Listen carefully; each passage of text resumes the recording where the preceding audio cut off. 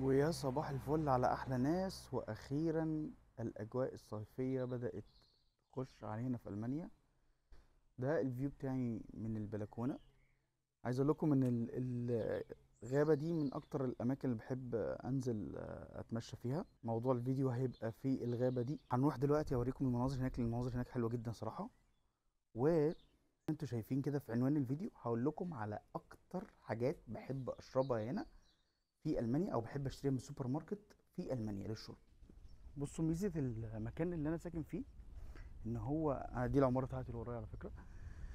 ان هو عباره عن معظمه فيه جناين وغابات. يعني هي تعتبر قريه يعني جنب فرانكفورت، او هي في فرانكفورت بس تبعد حوالي 30 دقيقه بالمترو. يعني وانا راجع من مصر برجع على مطار فرانكفورت. انا في سبوتايه معينه بحب اروحها دايما اقعد فيها، وهي دي اللي هنروح نتكلم فيها في اوريكم الحاجات اللي بحب اشربها في المانيا. ولكن عايزكم تشوفوا الجمال بقى بطبيعه طبعا، عشان احنا خلاص داخلين على الصيف. فالخضره بتبان اكتر في الصيف من الشتاء. يعني في الشتاء كل الكلام ده بيبقى يا اصفر يا بيبقى متلج ابيض. يعني لو دخلتوا عندي على الانستجرام هتلاقوا في يوم من الايام كنت مصور المناظر هنا والدنيا بيضة ابيض ابيض، يعني متغطيه بالتلج.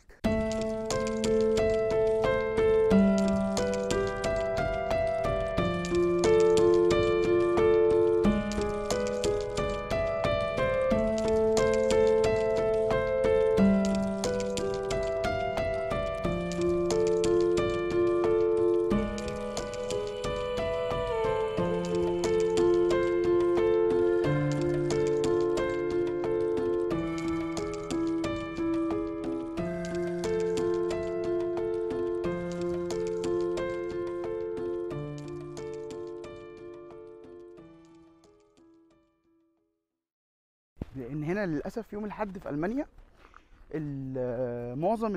معظم المحلات بتبقى قافله. او اكشولي هي كل المحلات قافله ما عدا الكافيهات والكلام ده، لكن المحلات كلها بتبقى قافله وما بتقدرش تشتري اي حاجه. يعني حتى الحاجه اللي انا جبتها دي جبتها من امبارح، حطيتها في التلاجة عشان اوريها لكم، لان مفيش بيبقى سوبر ماركت فاتح. اللي هو الدارج، اللي هو الهايبر ماركتس المعروفه مش بتبقى فاتحه، كلها بتبقى قافله. ممكن تلاقي حاجه في بنزينه فاتحه زي اونزران. هنا في اونزران بيبقى فاتح. في سوبر ماركت صغير يبقى فاتح. انا تحت البيت على حظي في مكان بيبقى فاتح. لكن العادي ان اي حاجه هنا بتقفل يوم الأحد. حتى ايكيا مثلا، ايكيا بيقفل يوم الاحد هنا في المانيا. فاي حاجه فيها راننج بيزنس كبير يعني بتبقى قافله يوم الاحد. وده عشان يخلوا الناس تقعد في بيتها وتريح. ويوم الاحد ده فعلا بيبقى يوم ميت تقريبا. اخرك بتنزل مثلا تروح ستاربكس ولا اي حاجه تشرب كوفي وخلاص.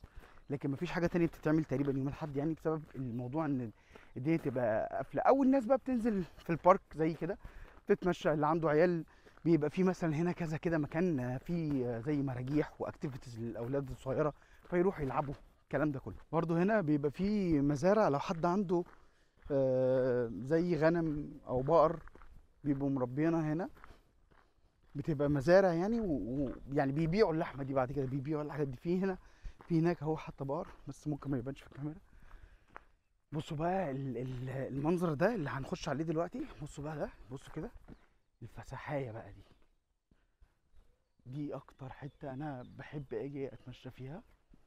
حاجه كده تخليك انا عايز اقول لكم ان والله من كام يوم الزرع او النجيله اللي طالعه دي ما كانتش كده خالص، ما كانتش طويله كده خالص. فهو هنا الخضره بتكبر بشكل غير طبيعي.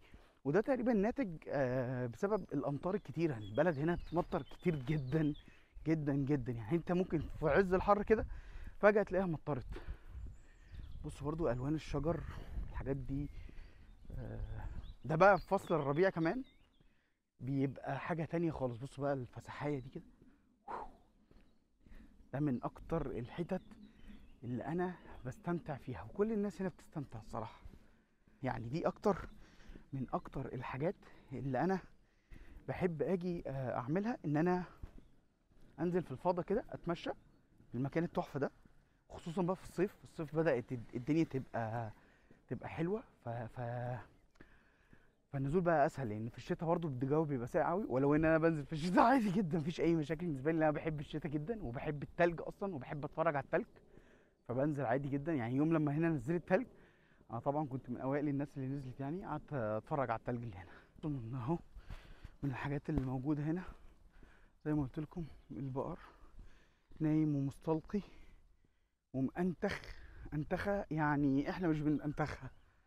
يا سلام على الانتخه اللي انتم منتخينها. ايه الكلام؟ لا براحتكم، يعني مش عايز اضايقكم. لا خالص، زي ما انتي زي ما انتي، تمام شكرا. تمام تمام. تعالى بقى اقول لك ايه اكتر الحاجات اللي انا بحب اشتريها هنا لو انا عايز اشرب حاجه. يعني ايه اكتر حاجات بعد بقالي سنه تقريبا، ايه اكتر حاجات بحب اشتريها هنا في المانيا؟ خلينا نبدا باول حاجه وهي الميه. الميه العاديه، لو انت شخص مش محب للميه العاديه وبتتضايق من شرب الميه كتير، وخصوصا هنا على فكره في الصيف لازم تشرب ميه، لازم تنعنش نفسك لان الصيف هنا الجو بيبقى حر. فالبرودكت ده بيعمل لك ميه بس بفليفرز كتير قوي، منها بقى اللي بالكريز ده. بجد من اجمل ويعني ألذ، وطعمها حلو جدا. تحس ان انت بتشرب حاجه مش مسكره قوي وفي نفس الوقت حاجه ريفرشمنت وبتشرب ميه. يعني انت بتحس ان انت بتشرب ميه بس طعمها حلو قوي. فدي انا اريكومندها جدا جدا جدا للناس اللي مش بتحب تشرب ميه العاديه. لو انت تحب تشرب ميه عاديه فانا عايز اقول لك هنا اصلا ان في المانيا معظم الميه تقدر، معظم الاماكن تقدر تشرب منها من الحنفيه العاديه. يعني هي المانيا بيقول لك احنا الحنفيه العاديه تقدر تشرب ميه.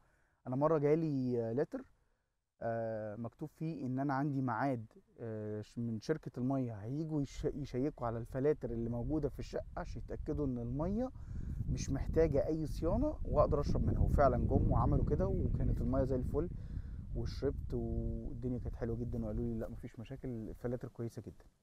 فالمنتج ده ميه بفليفر، في كذا بقى فليفر، في كريز، في خوخ، في مانجا، في توت، بس انا اكتر حاجه عجبتني هي الكريز. يعني انا جربتهم كلهم، اكتر حاجه عجبتني هي الكريز. تاني منتج هو حاجه كل الناس عارفاها ولكن هي ليها برضو حاجه سبيشال، يعني هي كوكاكولا العاديه. كوكاكولا هنا يا جماعه مشهوره جدا جدا جدا اكتر من بيبسي بكتير جدا، وطعمها احلى كتير جدا من بيبسي.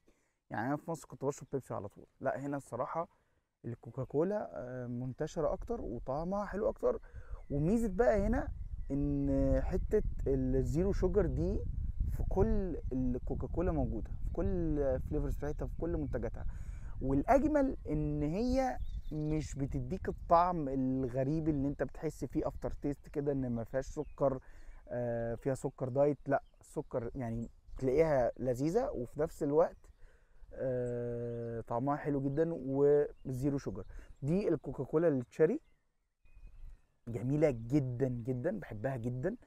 وانا جربت الكولا التشيري والبيبسي التشيري، لا لا الكولا التشيري حاجه تانية خالص. اريكومندها جدا واريكومندها الزيرو شوجر، ما فيهاش اختلاف بينها وبين اللي فيها شوجر. انا جربت الاتنين، دي حلوه جدا جدا. تاني او تالت حاجه هي برضو كوكاكولا ولكن برضو زيرو شوجر، برضو زيرو شوجر زي ما قلنا ولكن بالفانيليا. دي برضو من الحاجات الجميلة جدا جدا جدا اللي ممكن تعجبكم هنا في ألمانيا. الكوكاكولا الفانيليا طعمها لذيذ جدا جدا، فيها طعم الفانيليا وفيها طعم الكولا ميكس. يعني مش عارف اقول لكم هو ايه، بس اكنك بتاكل ايس كريم ساقع بصودا يعني. هو لا طعم جميل جدا جدا. انا اصلا شخص بيحب الفانيليا جدا، فلما شفت دي طبعا جبتها وطبعا يعني عجبتني. فانا دول بالنسبه لي اكتر اتنين حبيتهم. في بقى عاملين برضو كوكاكولا بالليمون ما عجبتنيش خالص، ما حبيتهاش تماما. وفي برضو لا مفيش كولا تانية او انا ما شفتش كولا تانية بفليفر تاني يعني. بس انا ما عجبتنيش الكولا اللي بالليمون دي خالص. وفي الكولا العاديه الزيرو شوجر برضو حلوه طعمها جميل، مش بتضايق خالص. نيجي بقى عند البرودكت الاخير، ودي حاجه انا ما كنتش بشربها قبل كده بس لما جيت هنا حبيتها وشربتها. هي حاجه اسمها الكالامارس. والكالامارس ده شبيه للبيره لو انت بتحب مشروبات البريل والمشروبات الشعير. فالكالامارس ده كده، وطبعا ده 0.0 كحول. ولازم تخلي بالك هنا في المانيا لو انت هتجيب اي حاجه بيره الكحول فري ما تجيبهاش بس الكحول فري، انت لازم تتاكد ان هي 0.0 برسنتج كحول، لان هو ممكن يقول لك ان هي الكحول فري او الكحول فغاي، هم بيقولوها كده، ولكن لو انت بصيت ورا على الكلام اللي بيبقى مكتوب ورا، هتلاقي كاتب لك ان هي فيها نسبة اقل من نص في المية، فدي كده فيها برضو كحول. فلازم لما تيجي تشتري اي منتج تتأكد ان هو 0.0 الكحول فغاي او الكحول فغي، لازم تتأكد 0.0 الكحول فري عشان ما تشربش حاجه فيها كحول. انا الصراحه اول ما جيت كنت بشرب الكحول فري، ما كنتش ببص على 0.0، وفي حد هو اللي قال لي على المعلومه دي، فلما بصيت فعلا لقيت مكتوب ان في نسبه اقل من 0.5، فدي كده طبعا تعتبر حاجه ما ينفعش ان انت تشربها.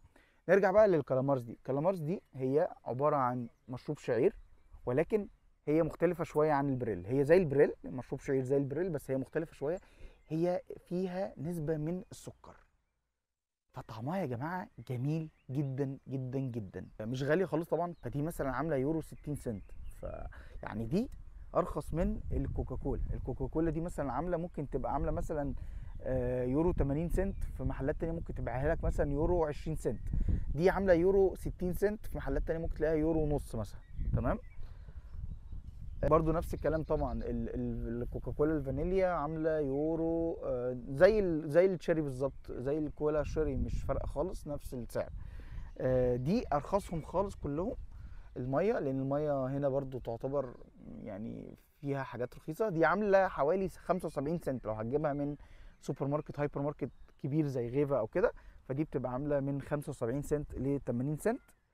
اخر حاجه معايا هي برضو كالامارز. امبارح لقيت كالامارز بس موجوده في مش ازاز كده، موجوده في بوتل كده، واللي هي زي الكولا يعني. كالامارز موجوده زي الكولا، فانا عايز اجربها صراحه. هجربها دلوقتي معاكم عشان عايز اشوف ايه الفرق، يعني هل تفرق عن الكالامارز العاديه. هي برضو طبعا ايه، اهم حاجه نتاكد منها ايه، 0.0%، دي اهم حاجه طبعا. فانا عايز اتاكد هي اشربها دلوقتي، عايز اشوف هي زي طعم الكالامارز العاديه ولا فيها اختلاف.